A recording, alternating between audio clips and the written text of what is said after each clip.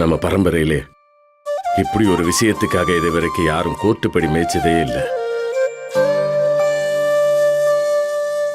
உன் வாழ்க்கையில இப்படி ஒரு நாள் வரும்னு நான் என்னைக்குமே நினைச்சதில்லை சேது. சரியா,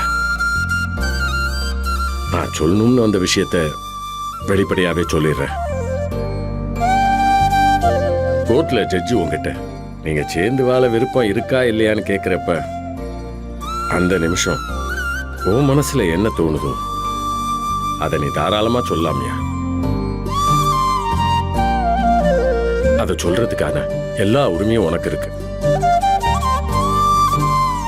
அப்பாவோட கௌரவத்துக்காகவோ அப்பாவை அசிங்கப்படுத்திட்டாங்கிறதுக்காகவோ நீ எதிர்மறையா எதுவும் பேசணுங்கிற அவசியம் இல்லை.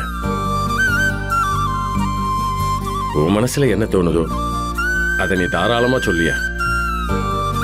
அதை சொல்லிட்டு போலாம் தான் வந்தேன். வாரையா. என்னப்பா பேசுறீங்க? என் மனசுல என்னப்பா இருக்க போகுது? அவ எனக்கு வேண்டாம்ப்பா. அவ வேண்டாங்கிறதா என் மனசுல ஆணி அடிச்ச மாதிரி பதிஞ்சு கிடக்க. நம்ம எல்லாரையும் பொய் சொல்லி ஏமாத்தின குடும்பம் அது மட்டும் இல்லாம நேத்து கூட உங்களை அசிங்கப்படுத்தின குடும்பம் இனிமே அந்த குடும்பத்து கூட எந்த ஒட்டு உறவு வச்சுக்க வேண்டாம்ப்பா.